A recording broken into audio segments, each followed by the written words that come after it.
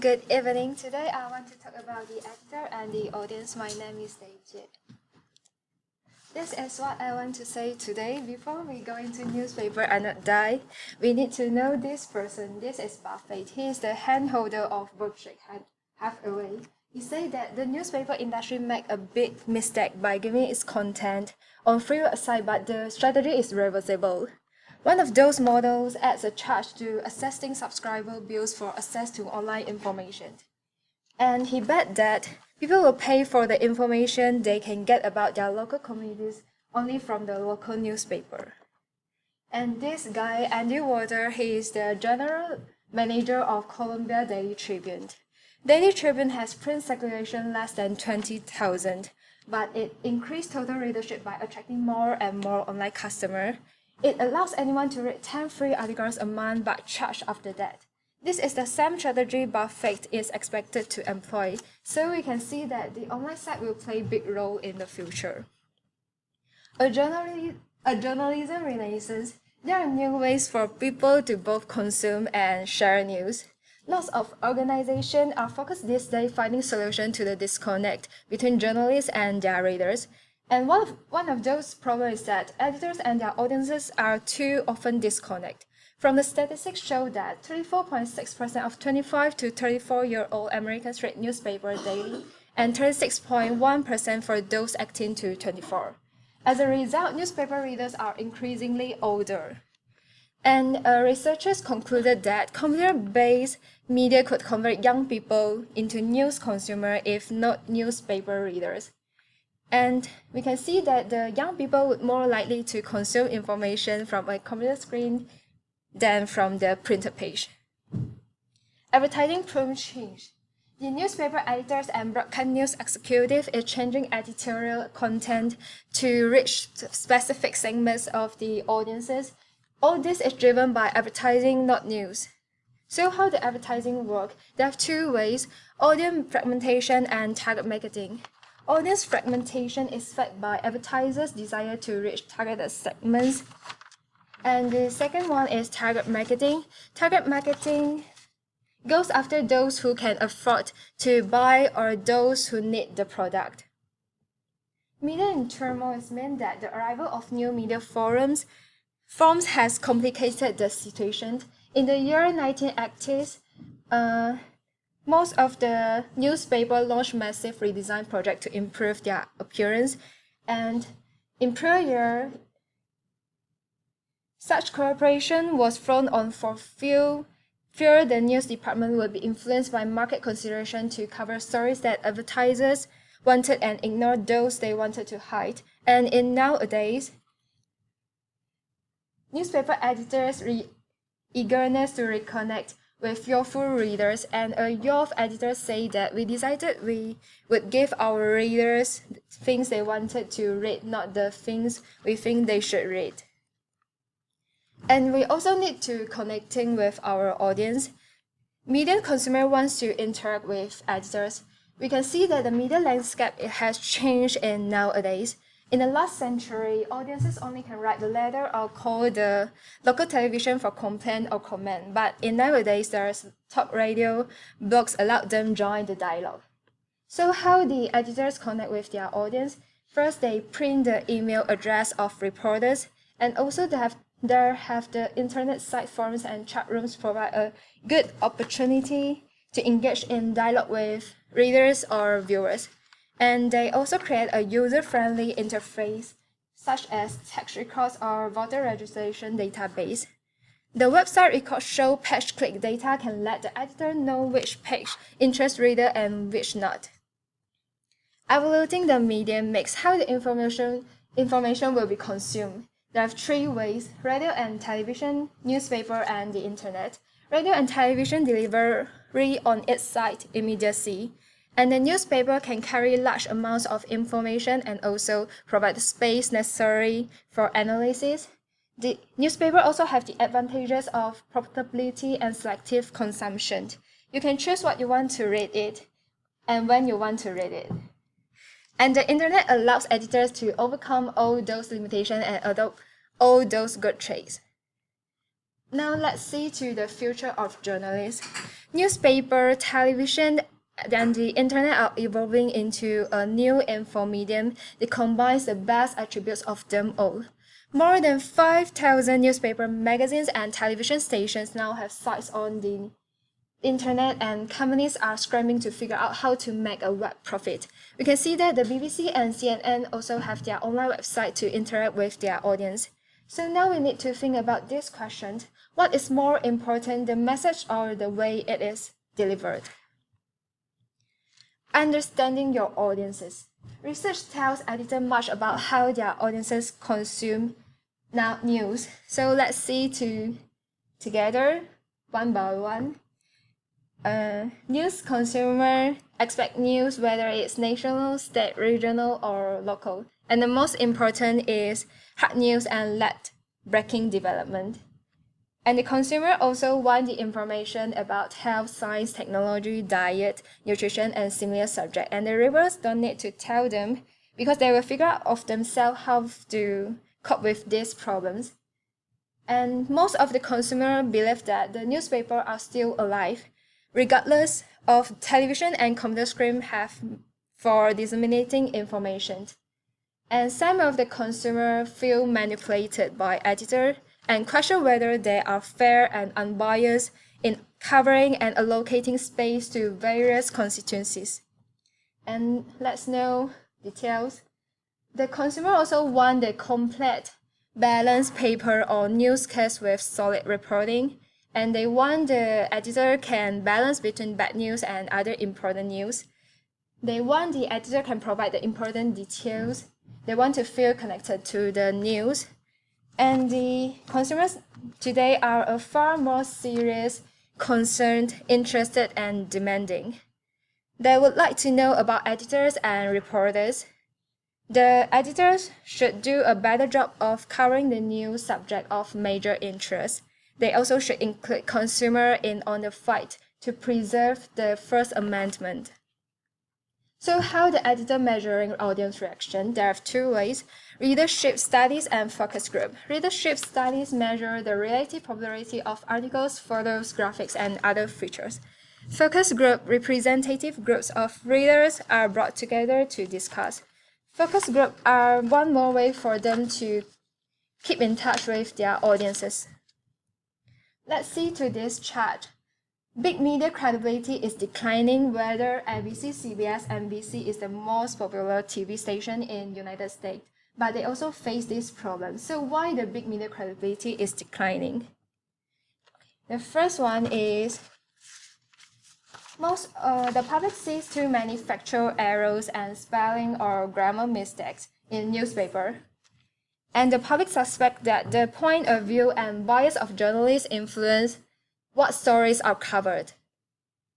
And the public believes that newspaper and television chase and is excessively cover sensational stories because they are exciting and sell papers or drive ratings. The public also believes its priorities and those of newspaper and television station sometimes are in conflict. Members of the public who have had actual experience with the news process are the most critical of media credibility. This is the editor in nowadays, so how they get back their trust from the audiences. Today's editor readily admit errors. Some papers run a daily notice prominently, display inviting and encouraging readers to call attention to errors in the paper.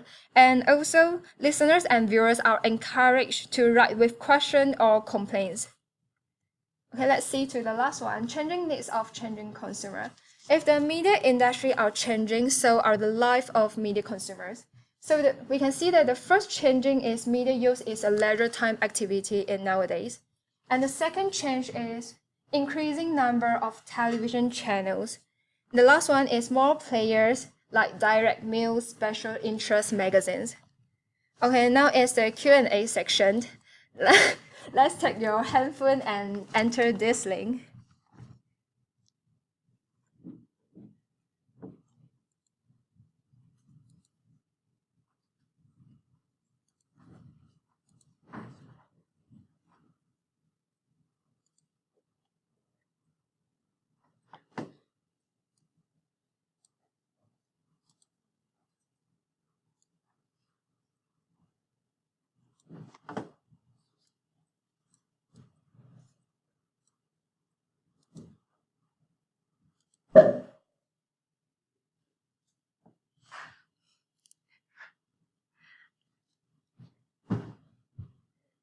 the first and second have the prize, so please.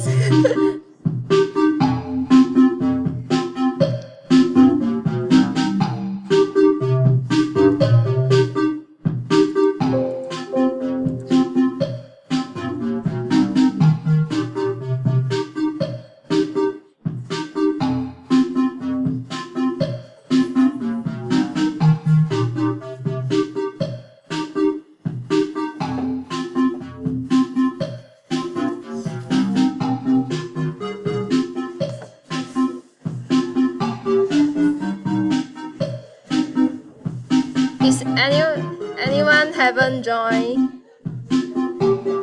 Is everyone joined already?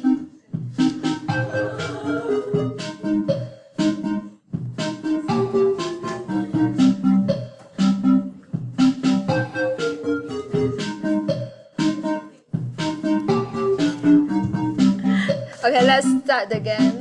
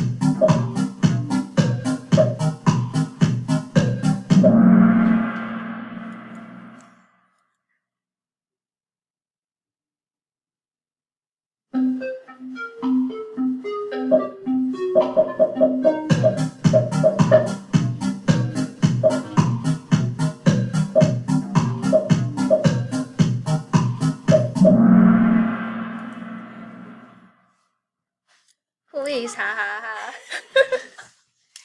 Congratulations and have the prize.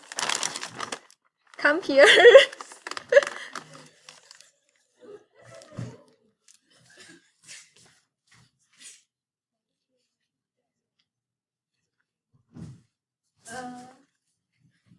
DJ is second, right? Congratulations.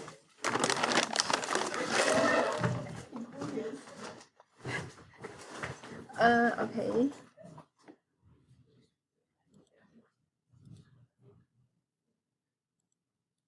And thank you for my presentation.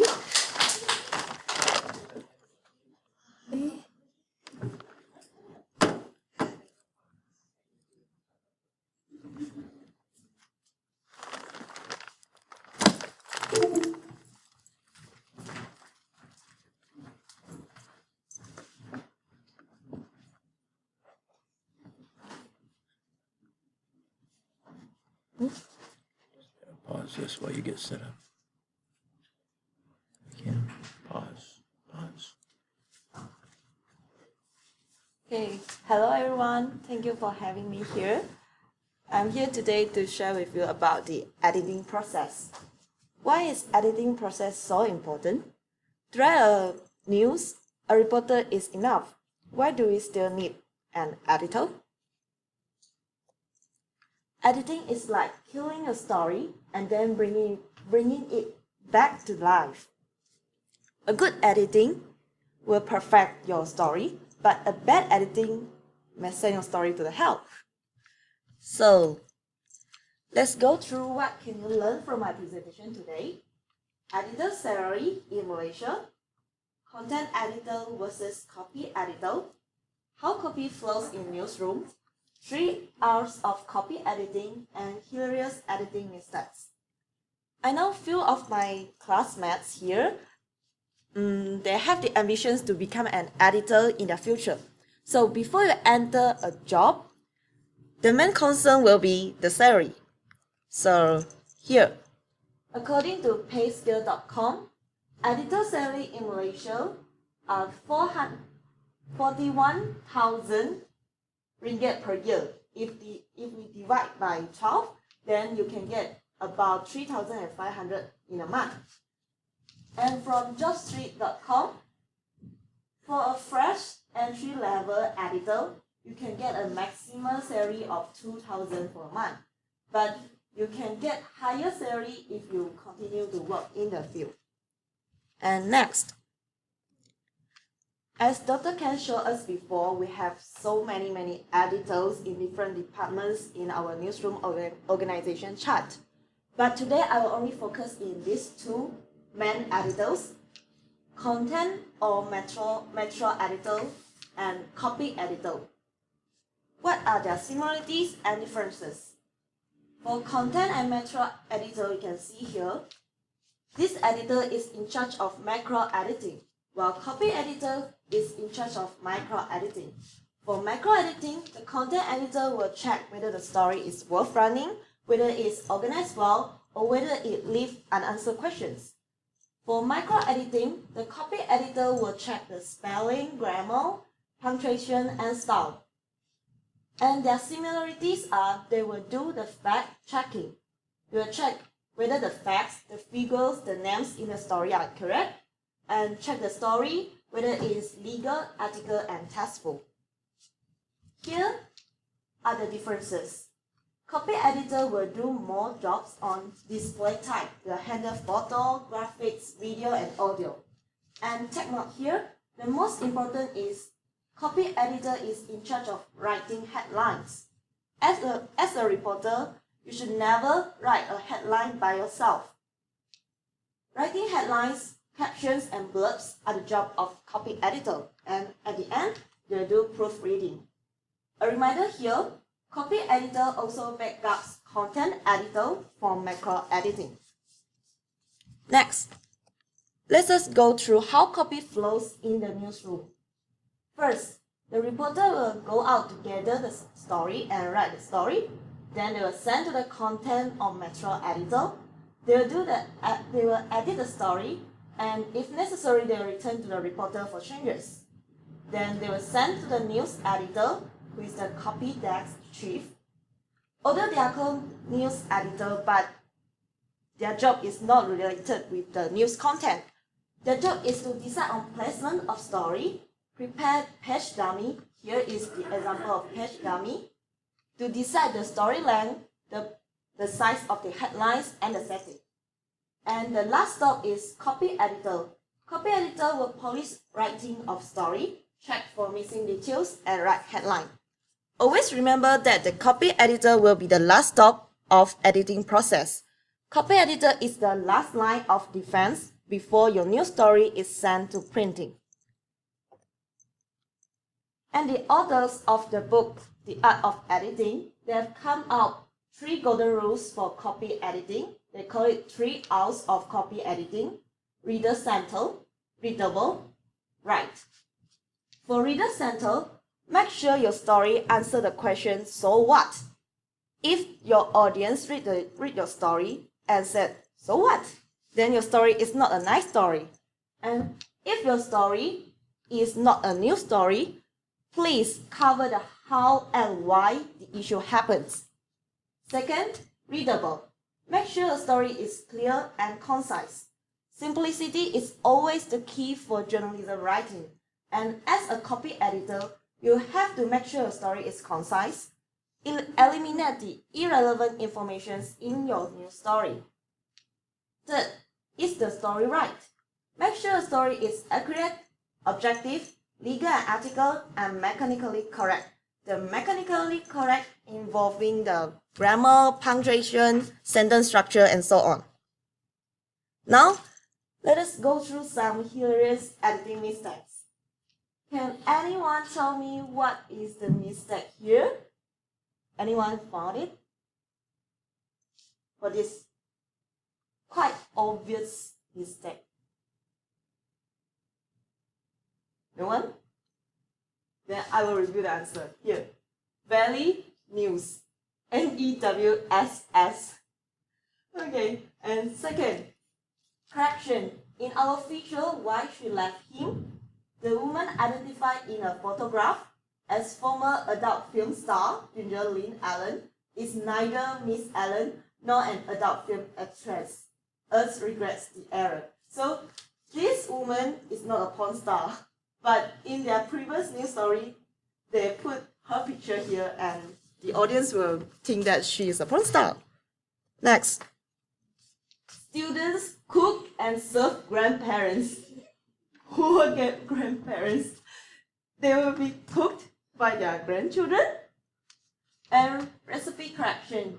In a recipe for salsa published recently, one of the ingredients was misstated due to an error. The correct ingredients is 2 tablespoons of cilantro instead of 2 tablespoons of cement. Could cement be it? And this, due to incorrect information received from the clerk of court's office, Diane K. Merchant, 38, SW, was incorrectly listed as being fined for prostitution in Wednesday paper.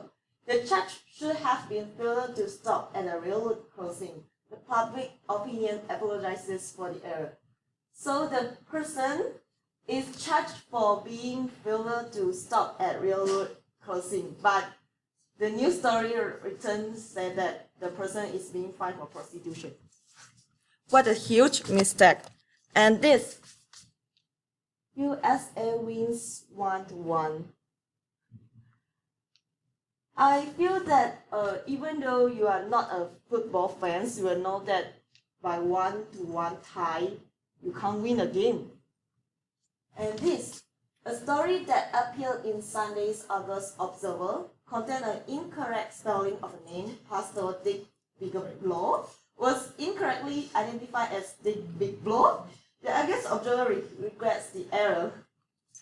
So, I hope that for those of you who are going to be a reporter or an editor in the future, please don't make these mistakes. Here is my references. In conclusion, a news copy presented in front of you is not only the hard work from the reporter. The news copy actually goes through many steps. It goes through many hard work and cooperation from the editors from different departments. But unfortunately, you can only see the name of the reporter at the byline of the news stories. You will not know who are the editors that edit these news stories. So to me, editors can be called as unsung heroes in the news production field. So that's all. Thank you. And I also have quiz on Quizy, not Kahoot. You can go to quizy.com, QUIZIZZ, and then we'll have a quiz.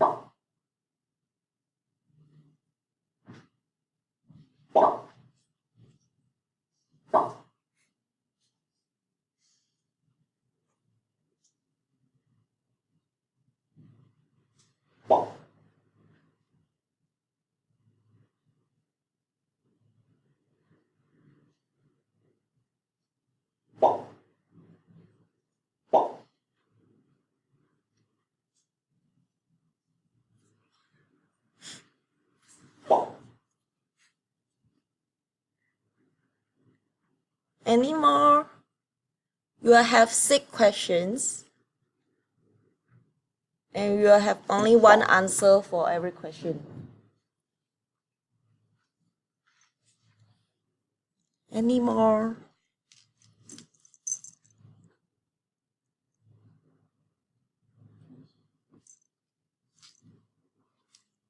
No more? Okay, then we start again. You, okay. We wait for Poe.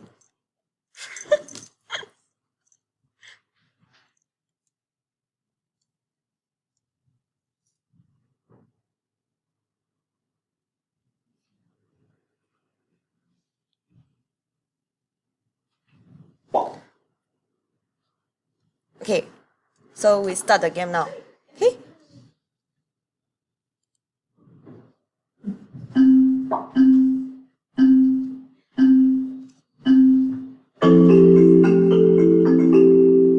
Wait.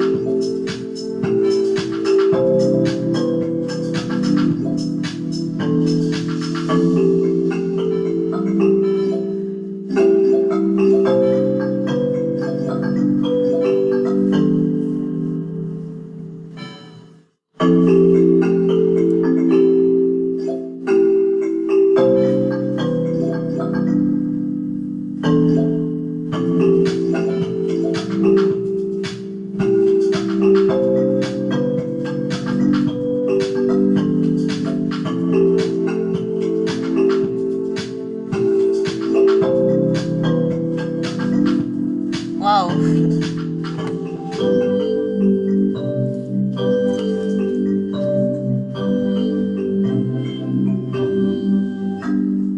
So congratulations to 1-1. Who is 1-1?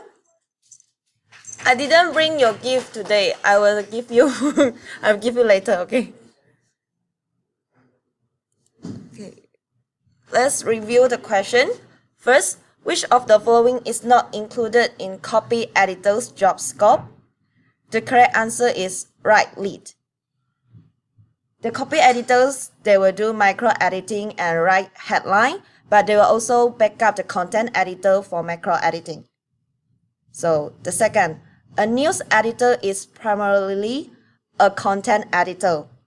The answer is false, because the correct answer is a metro editor is primarily a content editor. A news editor is not a content editor. The news editor actually determines the page dummy, determines the size of the stories and the length of the story. Third, content editor backs up copy editor for macro editing. False, because it is actually copy editor backs up content editor for macro editing. Fourth, which of the following is the last stop of news editing process? This one is very important. Just now I said copy editor is the last stop, is the last line of defense of news editing process. Fifth, in order to make a story reader-centered, you need to check whether a story answers the question, so what? The answer is true. 6. You need to cover what when writing a story which is not new to readers. The answer is how and why. So that's all. Thank you.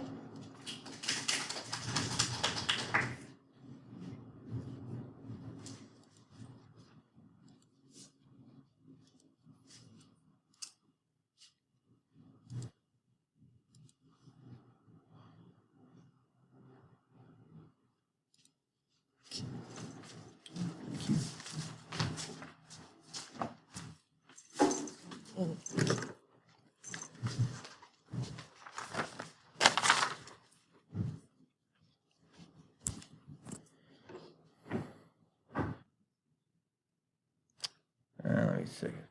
Okay, so this was included in your textbook, and I wanted to talk about news organization a little bit. And as I said, I'm actually going to criticize this new chart because it actually kind of disagrees with what was just presented, and what was presented is correct. But this is not very clear. First off, let me explain that there are, or at least there were, 10,000 newspapers in America. That may have dropped somewhat, maybe even down 1,000, I don't know. But there's a lot of newspapers in America. This organization chart would apply to about 100 of them. So out of 9,000, it applied to 100. So first off, there's overemphasis in a textbook and other places on the largest newspapers in America. And yet they don't really warrant that. Most news people do not work in the largest newspapers in America. They work in all the other ones. So, obviously they have bigger staffs. That's why they're bigger. So the New York Times has over 500 employees now, or news people in the newsroom now. They lost about half their circulation. They've lost about half of their staff. The newspaper I was at only had 50 in the newsroom. They have 500,000 circulation, we had 50,000 circulation. So it kind of goes proportionally. They have 500 people in the newsroom, we had 50 people in the newsroom. They had 500,000, we had 50,000 circulation.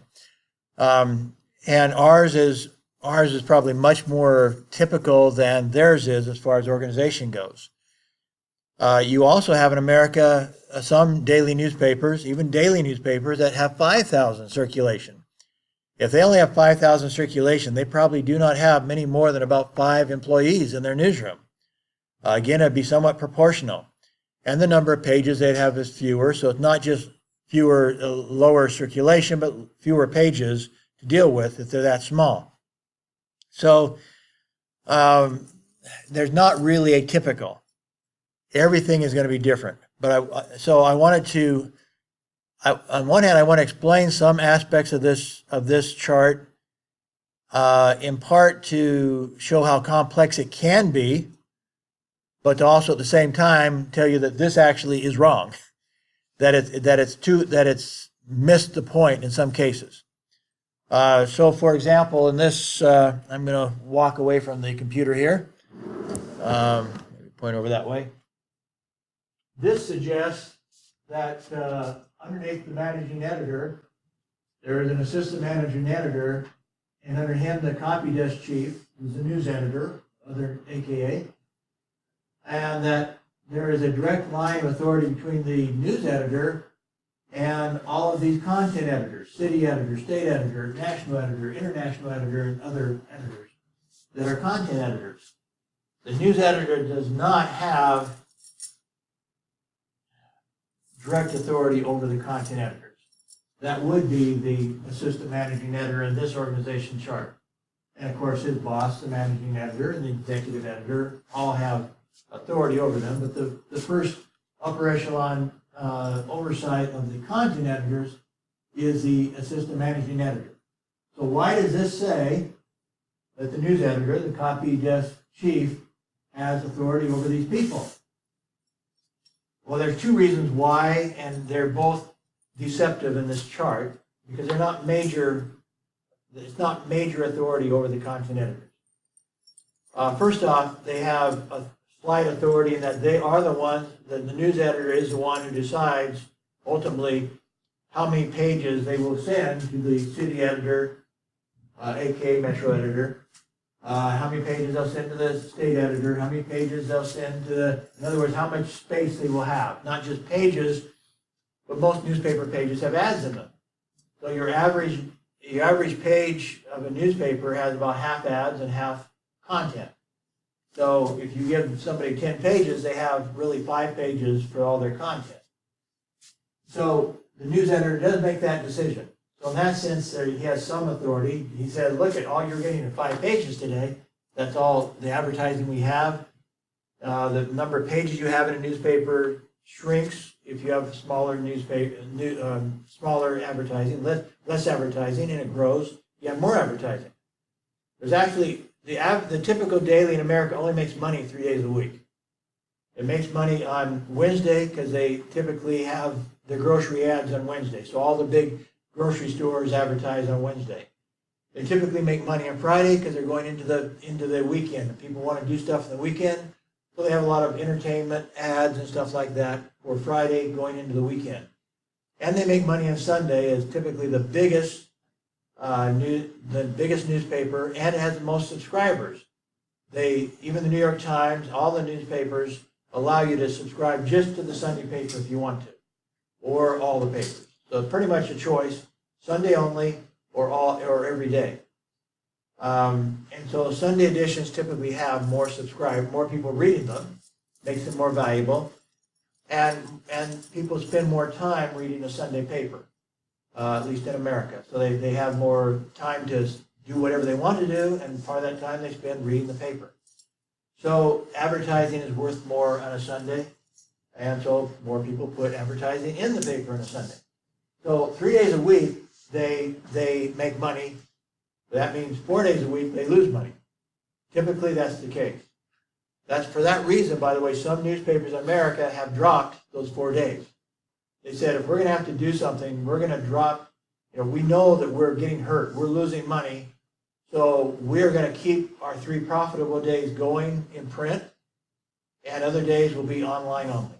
We're going to kill the printed edition on the unprofitable days when it isn't worth it for us to print all these papers. It's not worth it to circulate. A daily newspaper typically puts it right on the doorstep of every subscriber. And that costs a lot of money to do that. But that's the expectation in America. Daily paper is going to put the paper on the doorstep in exchange for our subscription. So that's what you're paying for, is doorstep delivery. You do have some pickup delivery as far as a newspaper stand where you put your dollar in and you get your newspaper. There's some of that. But that's a very low amount compared to the doorstep delivery. So anyway, going back, so different days you have different amount of space. And the news editor has to decide how we're going to allocate the space. So he does have that authority over the content editors, but that's not a lot of authority. That's very minimal. But where this got confusing was about 10 years ago in the same book, it talked about a new trend. And the trend was, where do we put the copy editors? How do we manage the copy editors? Where are they positioned? Who do they work with? Traditionally, in fact, there's a word here, rim editor. Where does that come from? In the old days, they actually had a semicircular copy desk. In the middle was the copy chief, the copy editor chief. And around the rim of this horseshoe-shaped copy desk were all the copy editors. Now this was specifically before they had computers. And so they were there hand designing what the page would look like. They were hand editing all the copy. And then they send that to a typesetter who would set it in type and so forth. And the back shop would take your design that you did in pencil and make the page look like it was supposed to look like before editors or before computers. So once computers came along, this horseshoe desk didn't make sense anymore because you can now ship stuff to the editors wherever they're at, put it in their queue, let them know what pages they have to work with and so forth. So the horseshoe disappeared. But they still may talk about the rim editors. In this case, this would have to mean that these editors are working very close, probably geographically, but very close with the copy desk chief in taking probably a large variety of pages and stories to edit. Whereas this trend that they were talking about 10 years ago, they're saying has now become the norm. And that is, they've assigned copy editors to work directly with the content editors. So the sports editor, the lifestyle editor, the city editor, the state editor, all these content editors now have their own copy editors. So this is where it gets confusing, because the copy editors did not lose their link to the copy desk chief. The copy desk chief is still the top copy editor. And so just because he's assigned out his copy editors to work as a team with these content editors didn't cut his responsibility for them. So how do you show that on an organizational chart? Basically, these copy editors down here have two bosses. That is a major change. They still report back to the copy desk chief, the news editor. They still link to him. He still is assigning them which pages they're going to edit and design. By the way, he doesn't design all the pages. So that the book kind of suggests he designs everything. That'd be a very small newspaper where he would design everything. In the newspaper I was at, no way that was happening. So we had 10 copy editors out of the 50 on staff. We had 10 copy editors. We all designed our own pages. The news editor would also take pages and he would design. He might do the front page.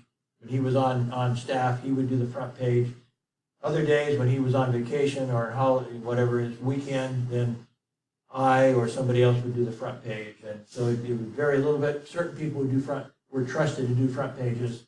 The news editor, being the top copy editor, was the most trusted. By maybe not in reality, but in organization, that's what you're saying. Okay, so these copy editors are answering to their copy desk chief still, because he's overseeing their work as copy editors. But now, as part of these teams, they're also answering to their the content editor on whose team they now are working. And so the content editor might be saying, hey, Ken, my copy editor, you're going to design this page. I think this story is the most important story. I think you should be putting this up the top. And so suddenly the content editor has some direct input to what the content editors have direct input into what the copy editor is doing. And that's a good thing. That's a good thing. So now these teams can do some things that they didn't used to do by joining the team of the content editors. By the way, these are not all going to be the same size teams. Typically, the city editor is going to have the most reporters, so he's going to have the biggest team of copy editors, and he's got the most stories and the most pages. That may not always be universal, but typically that would be true. So this organization chart, two things that you need to remember about it. It's screwed up. It can't really demonstrate exactly the line of authority because it's become complicated. And so the news editor is not in charge of the content editors.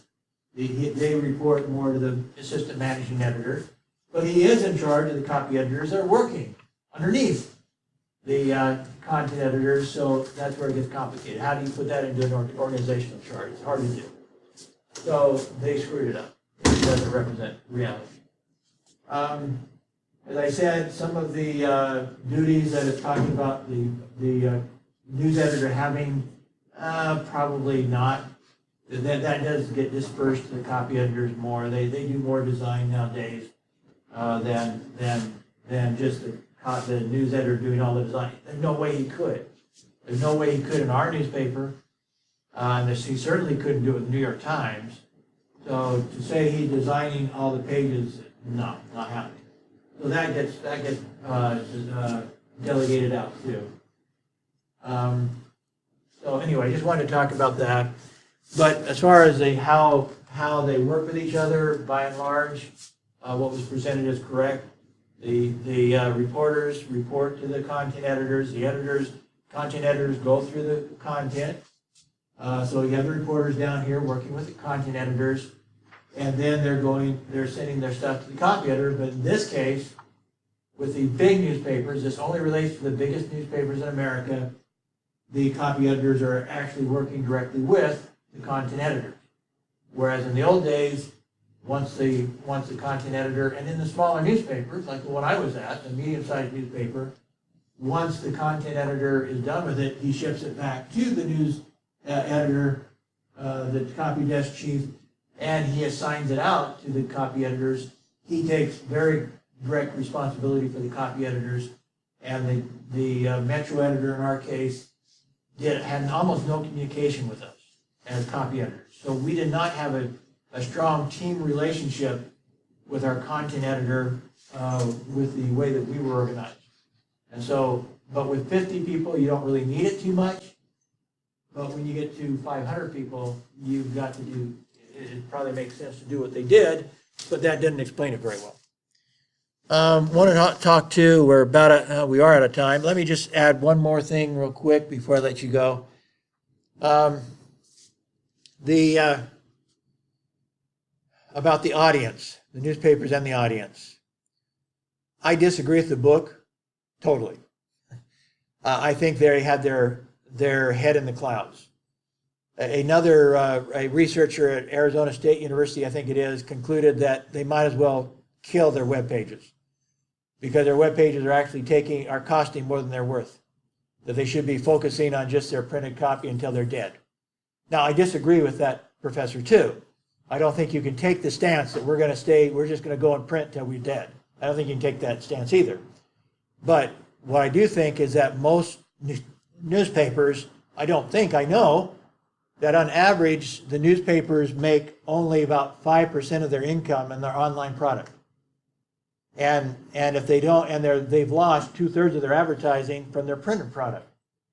So if you only make 5% of your income from your web product, and you've lost 2/3 of, 66% of your advertising, your revenue from your printed product, what's going to happen? You're going to die. That's it. You're going to die. So unless you can increase your online income, you're dead. Eventually, you're dead. You can't sustain this. So how do you save it? And nothing that the book presents is adequate because they're trying all that stuff. And so what I'm telling you is, and what I've said in some book chapters that I've been publishing, is they have to think very radically. One of the terms they use now, for example, is web first. But web first to them means let's put the story on the internet first. That's not enough. It should be web best. Their best content, their website should give people a reason to go to it, even if they read the newspaper. So how do you do that? Well, first off, a newspaper needs to have video. Some of them have a little bit of video. The bigger the newspaper, more likely they have some video. No newspaper has enough video. I guarantee no newspaper, including the New York Times, has enough video. Video is the most powerful way of communicating, and if they want to survive, they need more video. So some ways they need to be doing it is if they interview somebody, they need to put the interview on video. Most of them do not do that. They don't like the idea of, in fact, I talked about the New York Times editor, Joseph Treaster, who doesn't even want to take notes. So how are you going to get Joseph Treaster to turn on a video camera, for Pete's sake? He's not going to do it. And so newspaper reporters don't want to do that. And yet if they don't do that, they lose a major opportunity that here they can out of their video interview, they can use maybe 10 or 15 direct quotes, and then they can offer on the website the entire interview. That gives them something additional on the website they don't have in print. On print, they can also do video. They can easily have a talk show every week, at least once a week, because every week the top editors meet with somebody as part of their editorial board meeting. I won't go into detail on what that is right now, but basically they're already having meetings, having basically the substance of a talk show, but they haven't turned on the camera. They should have a talk show. Like in America, they have Sunday morning talk shows they call Meet the Press, where they have people interviewing a top government official or somebody like that. They could easily do that and add that to their website. Something that they could still write a story about it, but they could have the full Meet the Press sort of news show on their website very easily without a lot of effort. On their website, they should be offering video advertising. I don't know very many that offer video advertising, but 95% of the marketing executives say video advertising is the most powerful form of advertising. If you want advertising to come onto your website, you have to make the very best deal you can to the advertisers. And one of those deals is video. There are other things they can enhance their advertising with too. For example, newspapers do not understand who they're competing with. They think they're competing with each other, and they're basically fighting to get a spot on a sinking life raft. Who they're really fighting against is Google and Facebook. And until they figure out how to compete with Google and Facebook, they're dying, because Google and Facebook are the ones stealing their advertising. Their other news media are not the ones stealing their advertising. So maybe they can kick somebody else off the lifeboat and it'll give them a little bit more advertising. The more people die, then the more advertising they might get. But they've lost 2/3 of their advertising in 10 years. What's the likelihood that even if they kick all these other people off the lifeboat, that they're going to have that much advertising to survive on? They're going to keep losing advertising because they're not competing properly. So I think there's some other things that I mentioned in the other tutorials. We're running shy on time today, but there are things that they need to stop thinking that they're a newspaper. That's the main thing they need to do. They need to stop thinking they're a newspaper. They're a multimedia news agency, but more than that, they also need to think of other things they could do. For example, I wrote a story, How to Save the New York Times. And a couple of things I mentioned is, it costs so much to print the New York Times and to deliver it, that if they canceled their printed product tomorrow, well, let's say they decided, okay, we're going to cancel our printed product in January, but if you will subscribe to our paper for the next 4 years, we will give you a free iPad. Because it actually costs them more in 1 year to print the New York Times and to deliver it house to house than it would cost to give all of their readers a free iPad. And so there are things they could do to stop the printing and actually give somebody such a good deal that they would say, yeah, okay. And then in those 4 years after they've given the iPad to them, how do we now convince them to keep paying us a subscription? Their subscription, by the way, could come down, because in the past, their subscription they only tried to pay for the printing and delivery with their subscription. So once you do away with the printing and delivery, now any subscription they pay is actually profit, because they didn't have profit from their subscriptions before. And so they can actually make money off subscriptions if they go to an electronic distribution, which is basically your iPad. With that, they need to think about other ways to get income. For example, once they give them the iPad, let's start a mobile phone service and tie it into the iPad. And so the iPad has a mobile phone service connected into it. Once you get it, now you pay us for a mobile phone service if you wish to. It's already connected to your iPad that we just gave to you, and that connects to the internet so that you get our paper automatically. That could give another revenue stream. Or education. The Washington Post owns an online university. They should be promoting that and the content of that in their newspaper, on their online newspaper.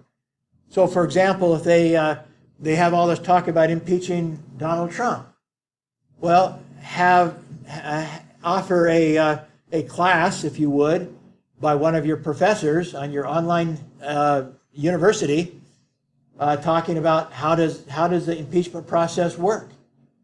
And so I have a little class on that and put it on your website and link it from your story about impeachment over to a professor explaining the impeachment process. The other thing that they could be doing is all the marketing sites are personalized. When you go to Amazon, they remember what you were looking for.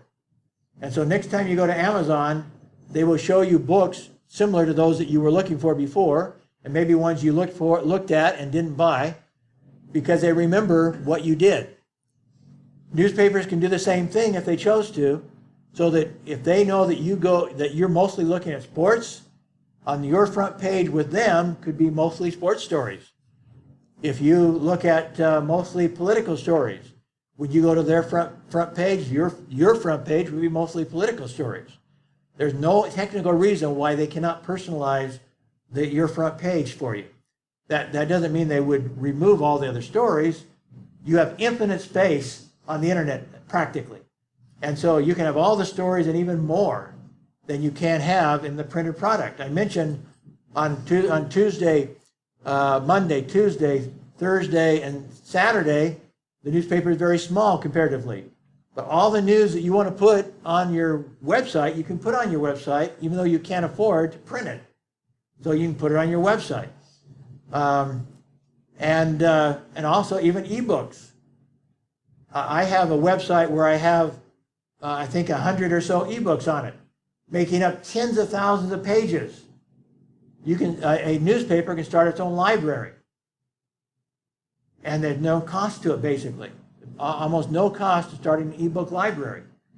A newspaper has to realize it's not a newspaper anymore if it's going to live, if it's going to survive.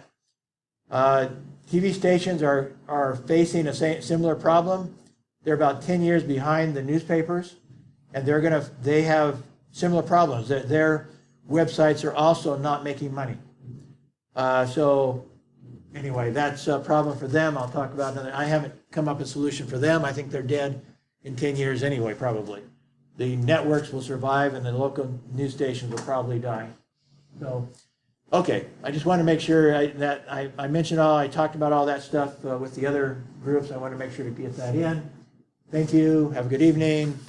If you have any questions, I'll be up here to solve your problems, maybe.